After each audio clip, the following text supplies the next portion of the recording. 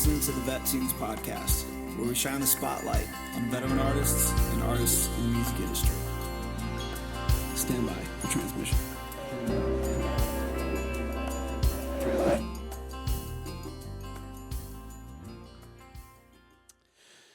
All right, what's up, everybody? This is Mike Corrado with the VetTunes podcast, a show that shines the spotlight on military and veteran artists. And today we are absolutely honored to have two active duty Marines in the studio with us here at Harmony Hill in Shelbyville, Tennessee.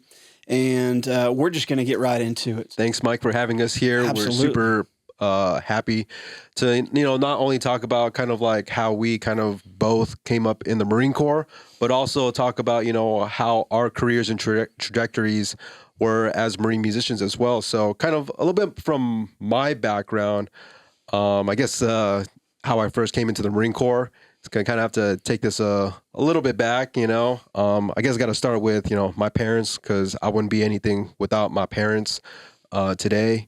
Ultimately, my parents are both Cambodian, and they were essentially refugees escaping communism from Cambodia and, trying to find possibilities and kind of opportunity ultimately here in America, really escaping. My dad would tell me kind of stories of how he kind of traversed through the jungles, going through Vietnam.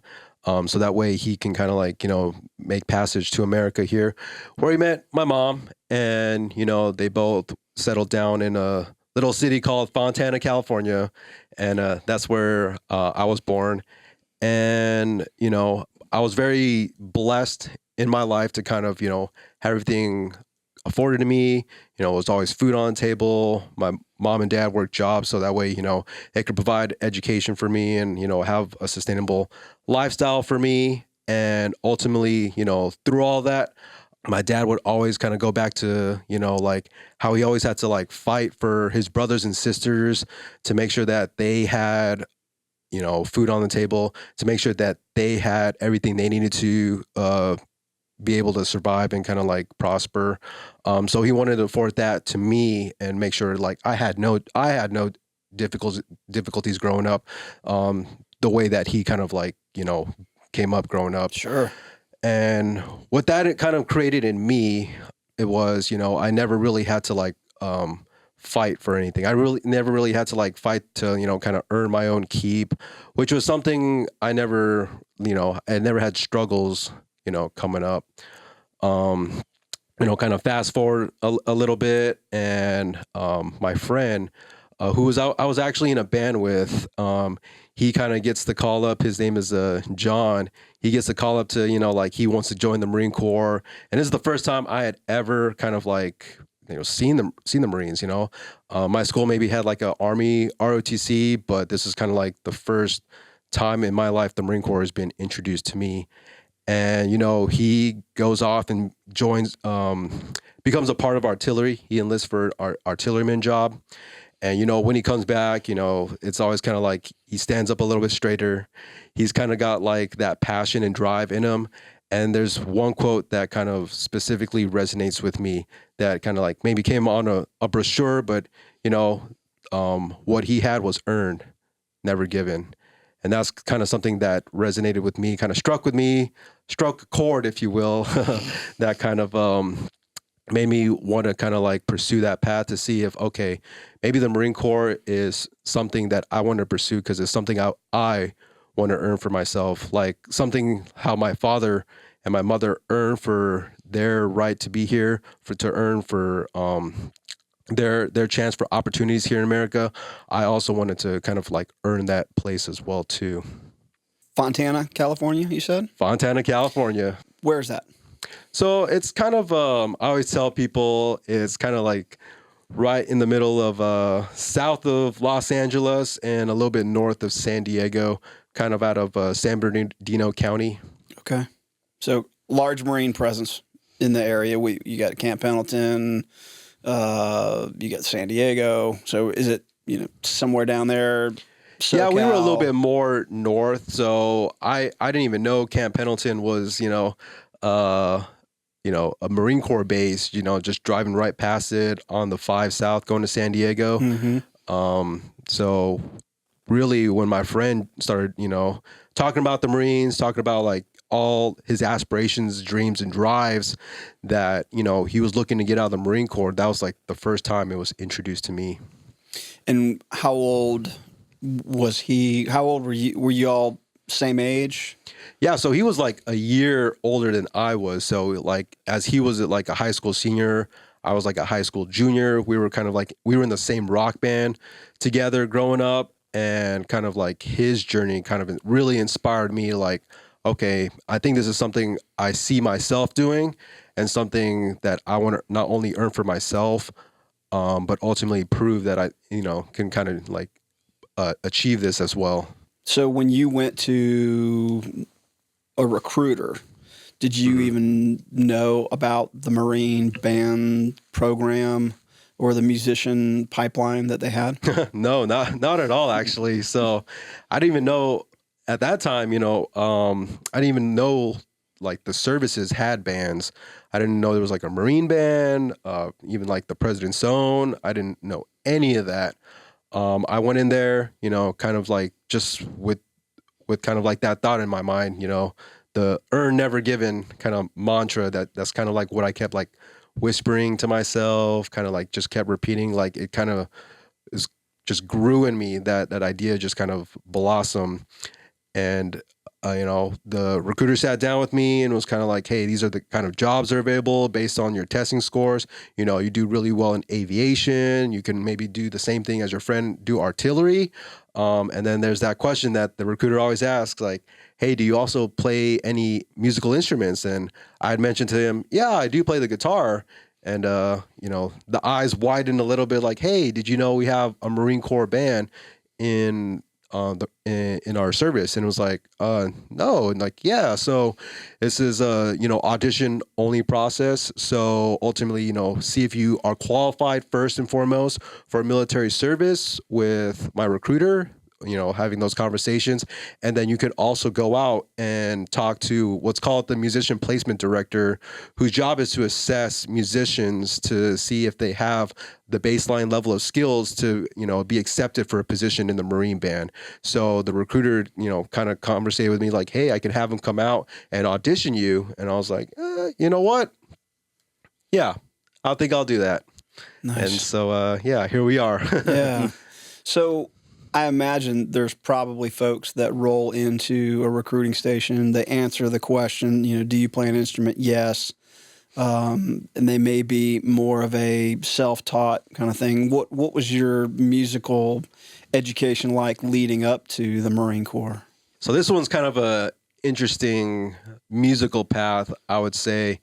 Because most people kind of have like that nexus point where, music is either, revealed to them at a young age, and, this kind of like is the catalyst for them to, like, hey, this is what I want to do for the rest of my life. Or maybe for some musicians, it's that inspiring moment where either a song or an artist like really touches them and resonates within them. Like, hey, I think I want to do this. My journey kind of started a little differently. There was this game called Guitar Hero 3 that came out. And while I was in high school, like 13, 14, all my friends would do nothing but, Guitar Hero parties, right? And it's kind of the unfortunate fact that I really sucked at the game. So it was not very good. But it was like the turning point where now I kind of had this feeling inside of me, like, now I want to prove to myself, I think this is easier to play on real guitar. I think a real guitar, learning a real instrument is actually more fulfilling, easier, and will be more productive than like clicking buttons on a, little video game controller. So I think at that point, that was the first time in my life I felt driven, where I had this task in front of me, and I would stop at nothing until I would able to gain mastery, to gain total control over this art. So, I didn't have a guitar at the time. I would actually take a bus an hour and a half away from where my house was to go to a guitar center and just spend weekends in there just playing guitar, just noodling around. And that was around the time YouTube started coming out. And, you know, the whole self-starter. Baby. YouTube University, where I hold both a bachelor's, master's, and doctoral degree.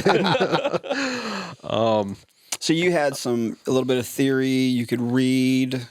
Yeah. So my first actual musical, I guess, upbringing was, you know, like a middle school, high school band, you know, learning theory, playing instruments that way. But it was never music that I really connected with. It was kind of like more of an academic check in the box, as it were, maybe for like a lot of other high school students as well. And then kind of like the guitar was introduced to me kind of midway through that journey to where, okay, now I am driven. I am passionate about being able to learn what this instrument can do. Partly to prove to myself, like, you know, I could play these Guitar Hero 3 songs. But then as I was kind of like stumbling through this journey, I kind of fell in love with all the idiosyncrasies, the uniqueness that comes with playing guitar. And then I guess, you know, my second awakening was when I made an actual connection to music. And funny enough, it was from watching the movie Ray with Jamie Foxx. Oh, yeah. So, you know, in the movie, you know, Ray Charles is a big proponent of, you know, combining like gospel music with R&B, and he creates, you know, kind of like his own style of the blues kind of in that. And in that, at the heart of his music is the storytelling element of it, the storytelling of blues music. And that was the first time in my life where I was like, wow, this song really connected with me. This artist, Ray Charles, is doing something that not only emotionally compels me, but also, you know, wants me to like, you know, be able to learn what he's doing, be able to like also mimic kind of like, you know, the writing, the storytelling that he's doing as well. And as you kind of begin your artist journey, you start to kind of peel back the onion a little bit.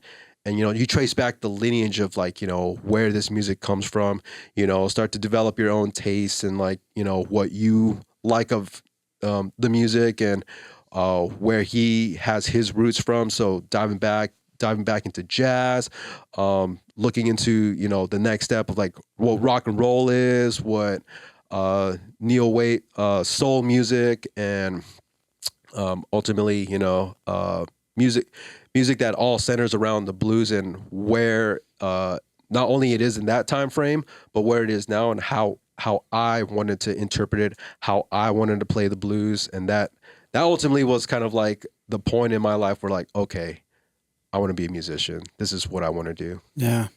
And then to find out that the Marine Corps had programs to where you could actually be a Marine and a musician, it's got to be a win-win. Almost felt like destiny, you know, Yeah. like it was meant to be. Right. So you go to boot camp, and then being a West Coast guy, you went to San Diego. Went to San Diego, yes. And then from there, it was off to Virginia Beach. Yes. So after a Marine musician completes entry-level training, so 12 weeks of recruit training at either sunny San Diego or even sunnier Paris Island, they do the follow-on Marine combat training on the same coast. And then we go to the Naval School of Music, which is in Virginia Beach, Virginia, where ultimately that school is designed to transform musicians into Marine musicians, where not only you get to learn how we march, how we drill, but ultimately, you know, our march pedagogy, you know, goes back to all the way to John Philip Sousa on what he was trying to musically accomplish being in the Marine band.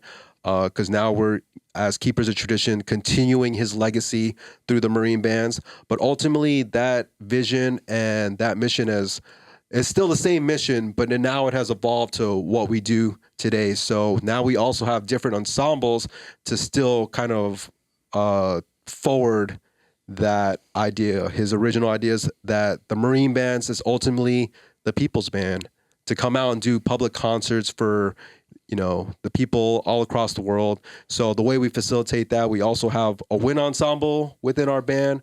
We also have our ceremonial band, which is the marching unit that performs around in parades, but we also utilize a myriad of different ensembles, such as a rock band now. We have a New Orleans style brass band and a number of other musical units that ultimately serve to play a wide variety of genre, but because ultimately, you know, we want to have a good, strong emotional connection with our audience and make them feel good, make them feel, you know, the same emotional pulse and drive that I have, you know, like listening to Ray Charles.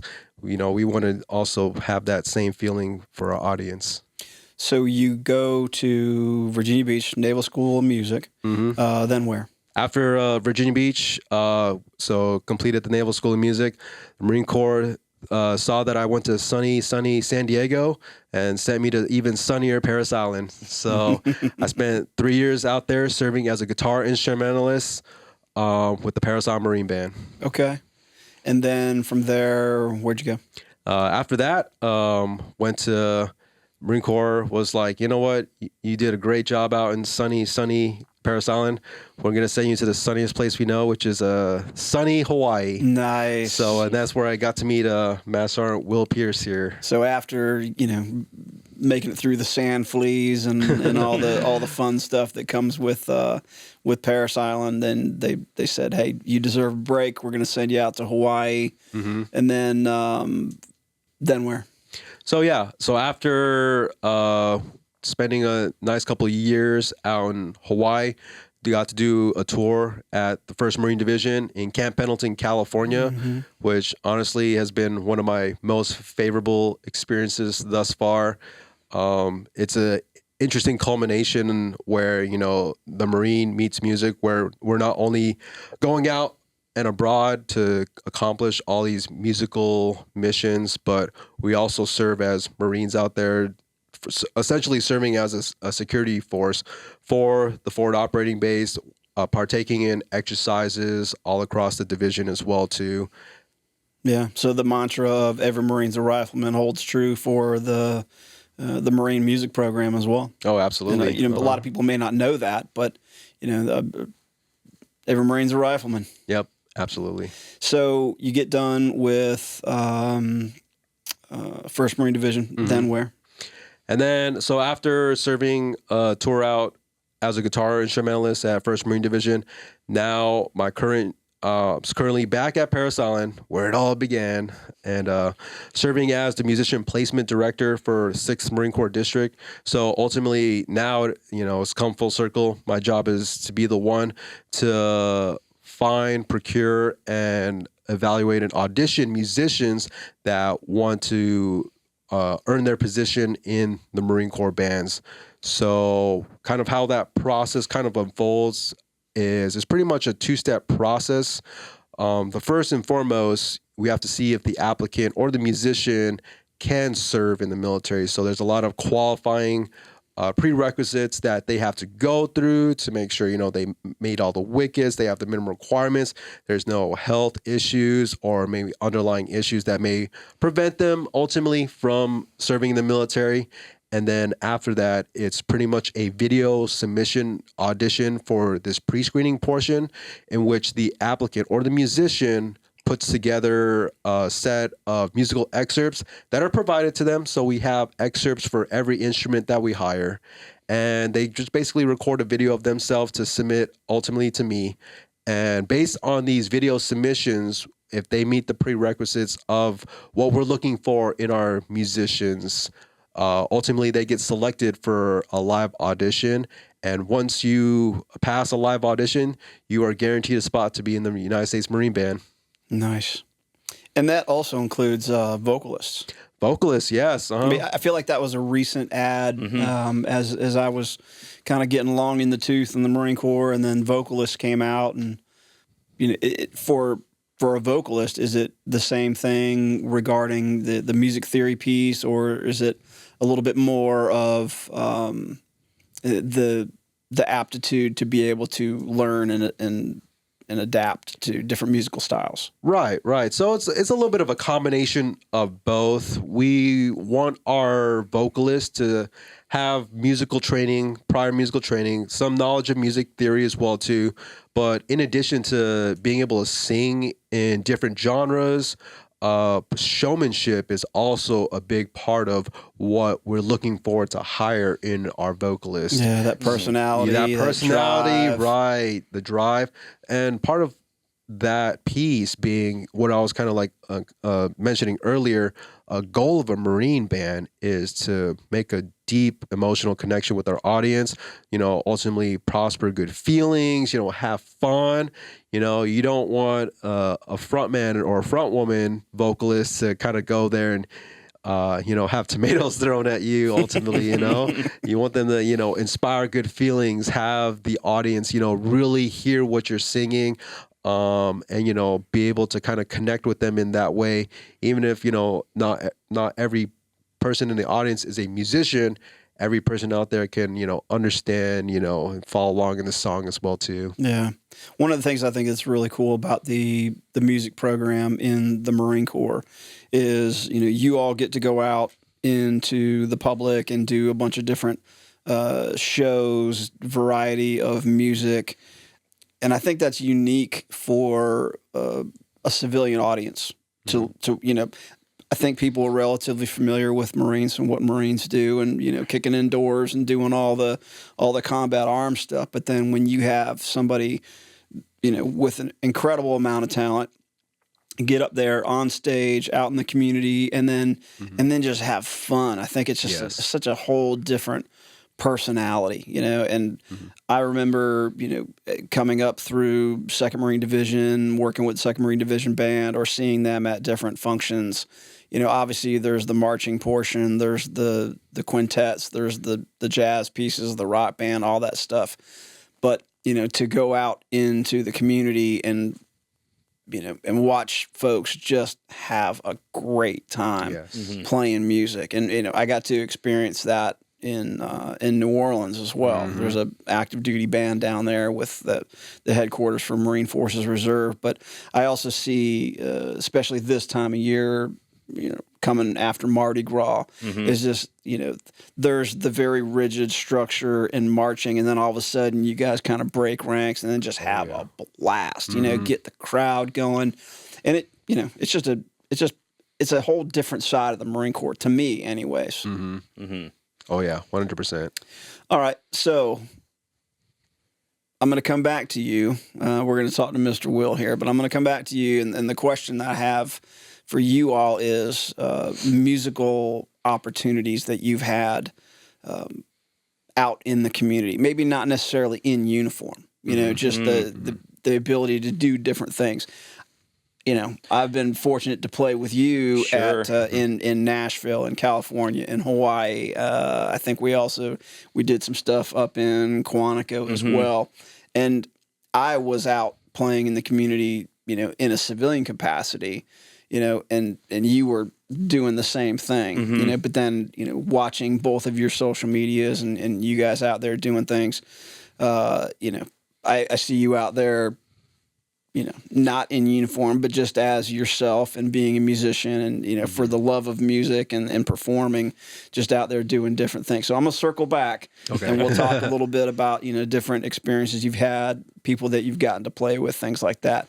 But Mr. Will, blessed to have known you for so long. Absolutely. Just one of the most amazing bass players and musicians and composers that I have. You're too gracious. You're too gracious. No, you're too gracious. No, I've seen it.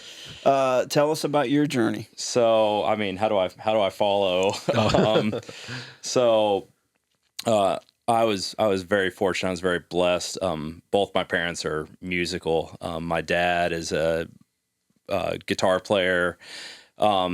His job when he was in college was playing bluegrass music in Branson, Missouri. And so he was always playing bluegrass music around the house, taking me to bluegrass jam sessions, listening to bluegrass. I grew up very close to Rosine, Kentucky, which is the birthplace of bluegrass music. That's where Bill Monroe's from. So actually not too far from where we're sitting right now. It's a couple hours north. Yep. on top of that, my mother is also a very accomplished classical pianist. So she would always, not always, but she would sit at the piano if she had a few free spare moments and just sit down and play some Chopin just for her own enjoyment or for when she was teaching piano students. So I had that around me a lot growing up, and I remember fairly vividly, and it's interesting because, you know, we hear as you get older, you don't necessarily remember the faces or the names, but you remember how you felt about things. Sure. And I remember my father would take me to jam sessions and the bluegrass jam sessions, and he was one of the only guys in town that would take an upright bass to a jam session. Because if you take an upright bass to a jam session, you're the one playing bass for the rest of the day. Oh yeah, yeah. No one else wants to play that. And I just thought that was the coolest thing ever, seeing my dad playing this big instrument. I'm like, I want to do that. And so he would let me pluck the strings, and he would do the left hand, play all the notes, and I would just, you know, not very big, just trying to pull these strings. And as I got bigger, then eventually I would play bass and he would play guitar. And so I got to play with him a lot, which was, and I still do, not as often as I would like, because his granddaughter monopolizes his time pretty exclusively, when he comes to visit, but we still get to play some, and then we get to listen to my mother play piano as well, when we come to visit, which is, and again, my daughter just likes to, she'll sit on the piano bench and bang on the low keys while my mom's trying to, you know, play Chopin or Rachmaninoff or Debussy, and just this real, you know, intricate and delicate and complex music. And there's Claire down on the end just banging away like, child, can you please? Anyway, I digress. So I was kind of inundated with music, kind of just fairly different from Jonathan's upbringing. It was, I don't want to say it was destiny per se, but it was inevitable that I was going to go into music. And also my family on both sides is very competitive, very, very competitive. A bunch of my cousins played sports. I was never so athletically inclined as a child. I was just trying to keep up, but I was happy to be around them and compete in things, whether it was outdoor activities, whether it was board games, whether it was just whatever. Always competing, not angrily with each other, but from a place of fun. And so just by virtue of being around that competitive environment, plus being around that musical environment, one thing led to another. My grandfather was in the Marines, but he never pushed it on us. He served under Chesty Puller when Chesty was the commander of the barracks in Hawaii. So, and he has some wild stories about that I can't repeat on camera. Wow. But that was always something that was present. It wasn't pushed on us, but it was always present for us. And then for as competitive as I was, and as much as we pushed each other, I was also your typical lazy teenager. I just wanted to play music and hang out with my friends, and I let that get away from me a little bit, and didn't take any college auditions or take any entrance exams or fill out any applications. And just by happenstance, there was a Marine recruiter at our school, and I said to him, "Hey, my mother told me that she's going to change the locks when I turn 18." So I beat her to the punch and enlisted at 17. And it was one of those things. Walked in the office, "Hey, what do you want to do?" "Well, I'm not really sure, but I need to do something." "Well, what can you do?" "Well, I can play music." Bing, you know.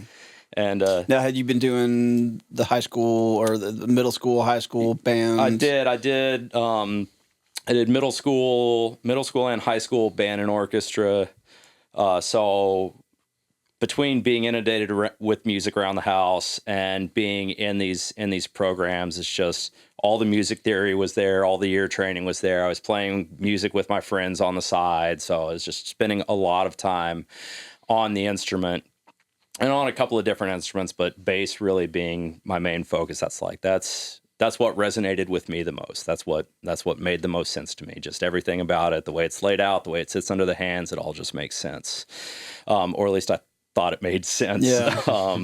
Similar path. Went to recruit training at sunny Paris Island. 10 out of 10 recommend. Okay. So when you went in the Marine Corps, you were living where? I was living at home when I went to the Marine Corps. I had my 18th birthday at recruit training. Okay. So home at the time was east of the Mississippi River. Was east of the Mississippi, that's right. So for those who may not be familiar, Mississippi River is kind of the cutoff line. If you are west of the Mississippi, you're going to go to sunny Southern California. And then if you are east of the Mississippi River, you're going to go to sunny Paris Island, South Carolina. Right. All right. Right.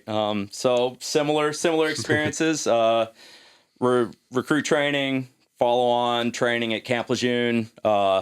Slightly less sunny, but no less enjoyable. Camp Lejeune, North Carolina. I know it well. And then to our School of Music, where it was an interesting experience at the school, because I had played some commercial styles, but my training was primarily classical, which for rhythm section players, guitar players, bass players, drummers can be a non-starter, because my bass teacher looked at me and said, "I would like you to play a bossa nova," and I looked at him and I said, "A bossa what?" I'd never done that before. Thankfully, like I mentioned, bass is something that just laid out, made sense. I'm like, I don't know this because it's never been presented to me. It's just new, which is something over the years I have come to really cherish about this job, about this career, and about this organization. Is every day is something new, learning about some new thing, and it could be anything under the sun. It could be a music thing, it could be a cultural thing, it could be a military thing. There's always something, which is just absolutely, it boggles the mind how much there is to know. And the more you know, the more you realize you don't know, which makes you want to learn more. Yeah. So the time at the School of Music was really, it was very formative for me. And made it out, all 10 fingers, all 10 toes. And got to my first duty station, which was the Marine Force Pacific Band in Hawaii, where we met. Yeah. Got the good fortune to play with you and meet some real influential people, some guys that developed broadened my horizons, developed me not only as a musician and as a Marine, and helped me realize that, oh yeah, I didn't want to just join them. Up to that point, I thought I'd join the Marine Corps because I wanted to get paid to play music. Right. But being stationed with them and getting, these other leaders' perspective, I realized I didn't want to join the Marine Corps to play music. I wanted to join the Marine Corps to be a Marine. And I hadn't realized that until I was stationed with them. And once that kind of clicked for me, I knew that there was going to be no turning back. Yeah. So left Hawaii in 2009 and went to Quantico, Virginia, where we crossed paths again. Yeah. And after a tour in Quantico, I went to some of our follow-on training at the School of Music. So in addition to our basic musicians course, we also have a unit leader course and a senior musicians course, which changed recently. Now they call it the advanced. You have to correct me if I'm wrong. The advanced musicians course. Correct. Yeah. So I went and did our unit leaders course, where in addition to playing, which is for better or for worse, I'm not going to say that I gaffed off the academic coursework, but the bass teacher there, Jim Lambie, really pushed me to be the best possible bass player that I could be. And I think about that often. I owe him a lot for really pushing me as hard as he did. And so I was practicing 30 hours a week on top of the course load, which, that's the dream. Like I don't have to worry about all this, this stuff as you move up through the ranks that you have to worry about leadership wise and taking care of Marines. Like I get 6-7 months to focus on myself and develop. And it was amazing. It was an amazing time. But learned some other things there, some conducting things, how to drum major, so how to use, anytime you see a Marine band out on parade, you see the Marine in front with the big stick, had to learn how to do that. The mace, that's right. Yeah. And to learn how to do some writing, some arranging, which I was already doing. So it was just it was a refinement of that skill more, and some more intermediate music theory, which was, again, something I was already working on myself. So it was just some of the things were a refresher and refinement of skills. And that time at that course was probably one of the most influential times in my development. Again, academic work aside, being able to spend 20, 25, 30 hours with my bass and learning how to do that, how to get, not learning how to do it, but learning some more advanced things and how to manipulate the instrument a little better. Honorable mention, my wife will kill me if I don't mention this. When I was stationed at Quantico, was also when I met her. We were in New York City for Fleet Week, and we were playing in Times Square. And after the show, I'm packing my bass up. It was a hot day. I was a little, brains a little cooked from being on a hot stage, as you know, I'm sure. Yeah. And this beautiful woman walks around behind the stage and says, "Hey, what are you doing later?" And 13 years later, or 14 years later now, been married for 13, have known each other for 14. So, it could happen to you. So met her in New York City in Times Square. No one thought it was going to work. And here we are 13 years later with a beautiful 8-year-old daughter. Nice. So anyway, went from the unit leader course to MCRD San Diego, which was a barrel of monkeys and a half. Got to do a bunch of great performances, a bunch of great shows there. Played a lot, not only in professional capacity, but also in a civilian capacity as well. I thought I had played a lot in Quantico out in town, in an off-duty capacity, but in San Diego, that really got plugged in with a couple of guys that were in the jazz scene, and that really that opened a whole other world for me. I had played some upright, and they said, "You got to play upright, got to get your own upright, you got to play upright." So cutting my teeth, playing upright, working through blisters, working through pain, and did some amazing gigs there. I got a call one time, and it was, "Hey, one of your friends gave us your phone number, said you can read music." Said, "Yeah, I absolutely can read music." He said, "Can you sight read a book? Like sight read a whole stack of not lead sheets, but charts, like big band charts." He said, "Yeah, I can absolutely sight read a whole stack of big band charts." He said, "Great. Cab Callaway Orchestra, Old Globe Theater, downtown Balboa Park, San Diego, pays $450. We'll see you there on this date and this time." Boom. Show up in a tux, ready to play. And showed up in a tux, ready to play, and it was one of the best gigs I ever did. His grandson fronts his band now, and brought out a drummer, lead trumpet, keyboard player from New York City, and the rest was all staffed with ringers in San Diego, and got to do that. That was an amazing gig, and then also got plugged in with just a weird series of circumstances. One thing leads to another, and the next thing I know, I find myself in a recording studio in Los Angeles with a jazz violin player, and cut an album, playing upright bass for this jazz violinist. Nora Germain was her name, and I went on to my next duty station, and she went on to win a Grammy with John Batiste. Nice. So just some amazing experiences that I've been afforded through that.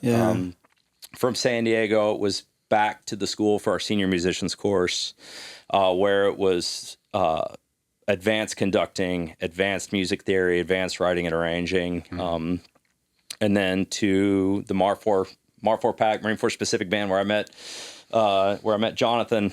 Played a lot there. We experienced COVID out there together. It was a time. It was a time. The state government shut that island down, so all we had to do was practice and create content. It was great. Yeah. It was.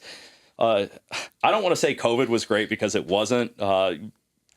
However we feel about the pandemic aside, we just got to play a lot of music together at a time when literally everyone else was trying to find gigs to put food on the table, and for us it was, hey, we're still getting paid and we're still playing music. great. Do it again tomorrow. That's a win. Great. It was a huge win for us. So COVID aside, yeah. You know, I know that when I was at MAR4PAC, you know, MAR4PAC, Marine Forces Pacific, is in charge of about 70% of the active component forces, and that's all over the PACOM area, which is a huge area. Right. The whole Pacific. And one thing I noticed about the MAR4PAC band is, you know, they were everywhere. I mean, the amount of traveling, the amount of experiences that you got to do. I mean, what were some of those trips like? Things I would never, ever get to do in a personal capacity. Some amazing and incredible experiences. Was part of a group in the early 2000s when I was out there. That was the first group to go to Cambodia, strangely enough, in decades. And we did a tour of the country, and that was amazing.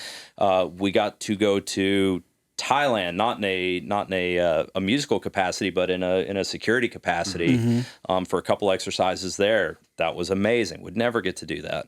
Got to go to Tonga to play for the King of Tonga's coronation. Would never get to do that in a personal capacity. It was incredible. All of those aside, the most meaningful, and for anyone that's not a Marine, they'll say, okay, well, you know, whatever, you got to go do this thing.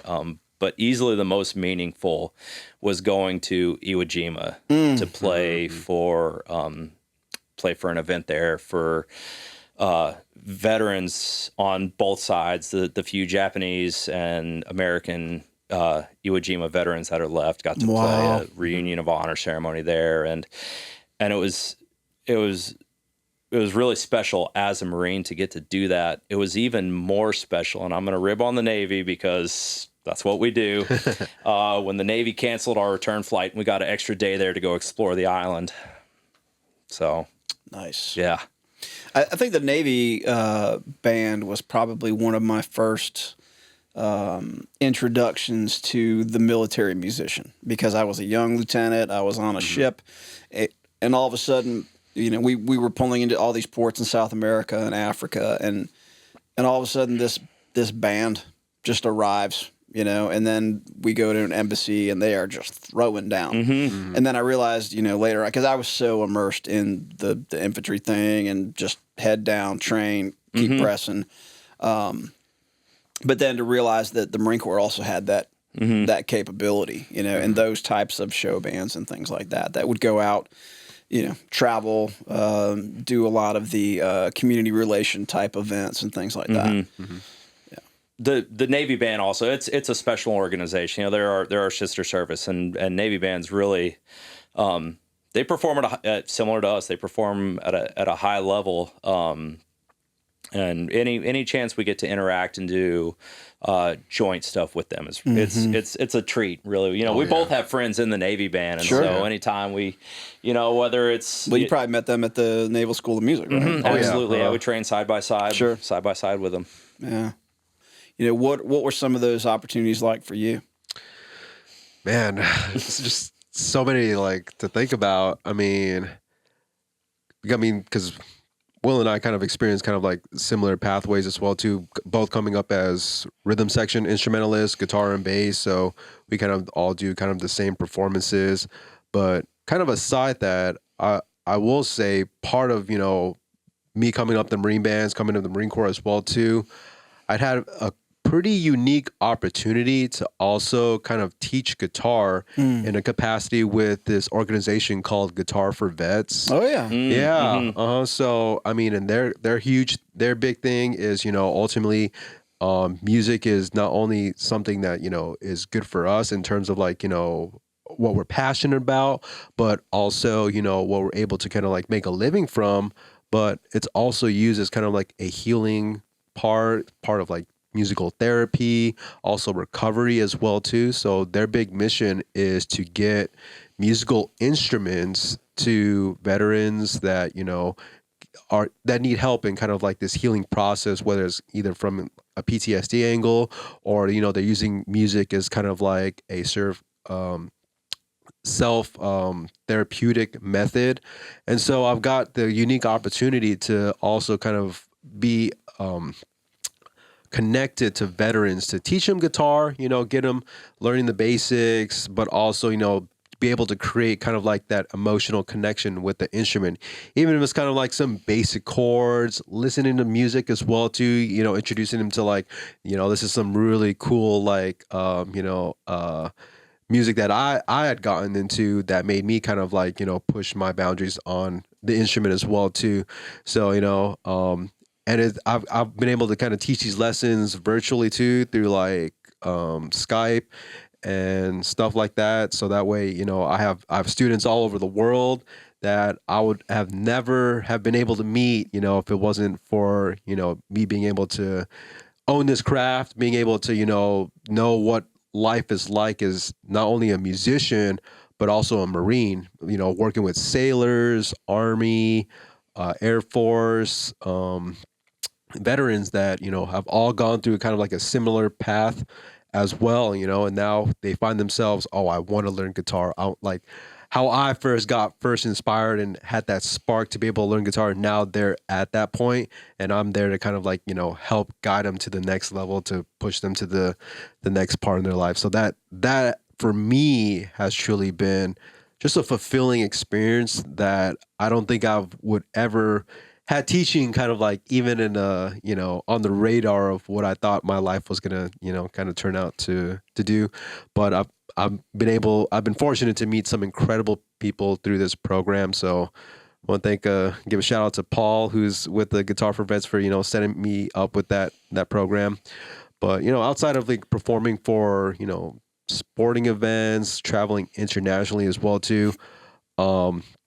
I would say the biggest opportunity for me, and this kind of maybe outside of the question you initially asked, but ultimately what I was seeking was, how can I continue to be a leader through music, right? How can I find avenues to continue not only either inspiring people, inspiring communities, but inspiring people to reach that next level, to push themselves in that boundary. And kind of like that's what Guitar for Vets was kind of, I was able to kind of like facilitate that and be a progeny of that, and kind of like, push these veterans to like next step of being able to pick up the guitar. Now, how can I continue to also be a leader for people around me through music? And ultimately for me, that came to investing in people, investing in the musicians that I've got to serve with. Will talks about, the times that we're at Hawaii and, music was shut down because of COVID and whatnot. But how do we kind of use that, that unfortunate event and use that as a vehicle to continue to push music, to continue to invest in musicians that we serve with? Ultimately, we would kind of go around and like, it wasn't kind of like we were making projects or musics for us. They were music and projects for the musicians, so they can take ownership of that music and continue to push into the next boundary. I've been super fortunate to work with some amazing musicians in the Marine Band, and ultimately I just look for opportunities, and I get satisfaction of how do I push them to the next level? How do I get them get their art, their music, their works, out into the world, and something that they can be ultimately proud of, something that they can take ownership over, and, share their music as well too. Nice. Yeah. Well, I'm sure you've experienced this too. We'll get called to go do things like, hey, I just need you to show up and play guitar. I just need you to show up and play bass. I'm like, absolutely. I'll 100% show up, and I'm just going to, or run front of house, or run a monitor desk. And the next thing, I'm sure this has happened to you. The next thing you know, you're running what's going on. You're leading what's going on. Yeah. It's always so interesting, because it's something that is that's bred into us, is that every Marine is a leader, and we're no different. There's no exception. Yeah. Oh, yeah. So in addition to being active duty Marines and Marine musicians and staff non-commissioned officers, you also have the ability to do different things. Like you're both martial arts instructors. Correct. Going through those type of programs. So, you still get to be immersed in, big Marine Corps. Oh, yeah. And do things like that. What was that like? Was that a nice break, from the music piece, just to kind of do something a little bit different, very physical? It is. I mean, training Marines and showing them, like I had mentioned earlier when I was at my first unit, showing these Marines that you didn't just join to do this, you joined to be a Marine. And sometimes that means in a training environment, putting your hands on someone else, and it's you watch things start to click for them. You watch their eyes light up. They're like, oh yeah, oh wait, I don't have to just stand here and take this. Now I get to give it back. Yeah. Oh yeah. I wouldn't exactly call it a break, but it, we talk about what creates the whole Marine concept, the whole a fortified and holistic Marine musician. Part of that is the musical excellence, the discipline, and also being able to play your acts. But the other side of the coin, and is equally as important, if not more important, is being a Marine as well too. So the fact that we're both martial arts instructors, but I'm also combat marksmanship coach and force fitness instructor. All these billets, all these jobs are opportunities afforded to me where I can learn these things ultimately to better those around me, how to grow our units essentially, and have everyone become better Marine musicians, not just myself, because being a martial arts instructor, ultimately, you're spending hours out of your day training, educating, sparring with some of your Marines, so that's like you investing time into their growth, their martial arts proficiency, ultimately, their warrior ethos as well. Being a combat marksmanship instructor, being able to fortify these Marine musicians with, hey, the mantra of every Marine rifleman is true, And I've talked with a lot of my colleagues about this, especially in some of my formative years. There was this big argument, and it still happens, between to be a good Marine, you have to be, or to be a good Marine musician, you have to be a good musician, and that's where it stops. And then the counter argument is, to be a good Marine musician, you have to be good at shooting, staying in shape, swimming, hand-to-hand combat. To be a good being a Marine. Mm-hmm. To be a good Marine musician, you have to be good at all of it. Yeah. There's no negotiation. You have to be in the bar for excellence is excellent. Mm-hmm. It's not, oh, hey, I can play whatever I want at the drop of a hat, but maybe I can't quite do as many pull-ups as I need to, or I can't run as fast as I need to, or I can't shoot as well as I need to. Well, that's great that you can play music. We're going to work on this with you so you can be a great Marine musician, not just a great musician. Well, I want to thank you guys so much for coming down here to Harmony Hill. And it means the world to me that we have two active duty Marines and Marine musicians at that.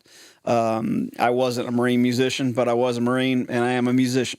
And a lot of the folks that come through our doors here are veterans or active folks as well. And we like to be a home for them to come down here and and share their talents and learn and grow musically and really just have a great time.